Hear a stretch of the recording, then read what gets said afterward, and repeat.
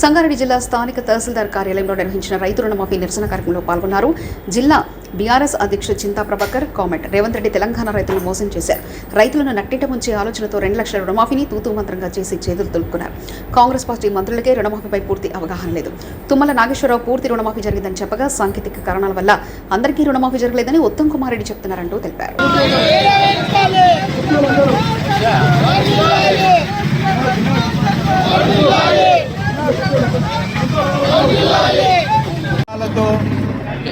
రేవంత్ రెడ్డి కాంగ్రెస్ ప్రభుత్వం రైతులకు మోసం చేసినటువంటి పరిస్థితి ఈరోజు తెలంగాణ రాష్ట్రంలో దాపరించింది. రైతేడిసిన రాజ్యం, ఎద్దెడిసిన యోసం, ఇవి 2 పారముంటాయని చెప్పి పెద్దల నానుడి.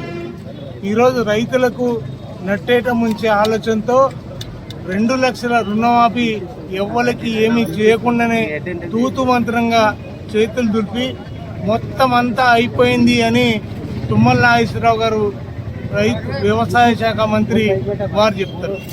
2 లక్షల రుణమాఫీ మొత్తం అయిందని చెప్తున్నటువంటి తుమ్మల మరి వారిది నిజమా? మరి ఉత్తమ్ ఈరోజు టెక్నికల్గా సాంకేతిక పొరపాట్ల వల్ల మొత్తం అందరికీ ఇవ్వలేకపోతున్నాం అని చెప్పి ఉత్తమ్ కుమార్ రెడ్డి గారు చెప్తున్నారు. మరి అదే రకంగా శ్రీనివాసరెడ్డి ఆయనైతే ఇంకా 12,500 రూపాయలు వేయాల్సిన అవసరం ఉంది.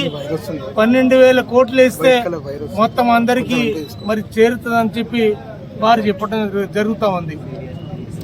మరి అదే రకంగా బట్టి కూడా ఈరోజు ఆర్థిక శాఖ మంత్రులు ఆయన 7,500 కోట్ల రూపాయలు మాత్రమే ఈరోజు వేసినామని చెప్పడం ఇది విడ్డూరంగా ఉంది. ఈరోజు మంత్రుల మధ్యన సఖ్యత లేదు. ఏం మాట్లాడుతున్నారో వాళ్ళకే తెలియదు. మరి అదే రకంగా మరి మొదటైతే 49,000 కోట్లు మరి రైతులకు చెల్లిస్తామని చెప్పి రేవంత్ రెడ్డి చాలా సభల్లో చెప్పిండు. మరి ఆ తర్వాత 40,000 కోట్లు మేము కడుపు కట్టుకొని 1 సంవత్సరం కష్టపడితే అందరికీ ఇవ్వచ్చు అని చెప్పి ఆయన్ని చెప్పిండు. మరి ఆ తదుపరి 31,000 కోట్లు మంత్రివర్గ సమావేశంలో మరి నిర్ణయించి ఈ రైతులకు సత్వరంగా ఇస్తామని చెప్పిండ్రు. బడ్జెట్లో పెట్టింది మాత్రం 26,000 కోట్లు. మరి రైతులకు ఇచ్చింది మాత్రం ఇస్తామన్నది మాత్రం చేస్తున్నది 17,000 కోట్లు మాత్రమే. అంటే వాళ్ళకి ఎక్కడ పొంతన లేదు. కానీ రైతులు ఈరోజు కళ్ళుల్లో ఒత్తులేసుకొని ఎప్పుడు ఇస్తారని ఎదురు చూస్తూ ఉన్నారు. దానికి రకరకాల ఆంక్షలు.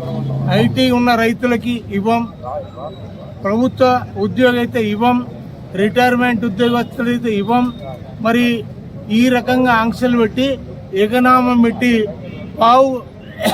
పావుల శాతం మాత్రమే రైతులకు ఈరోజు రుణమాఫీ ఇస్తున్నటువంటి పరిస్థితి.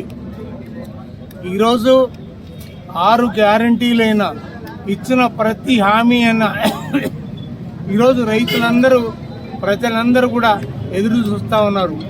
ఈరోజు ప్రజలకు ఇచ్చినటువంటి వాగ్దానాలు, అలవి కానటువంటి వాగ్దానాలన్నీ కూడా నెరవేర్చాలని ప్రజలు కోరుకుంటా ఉన్నారు.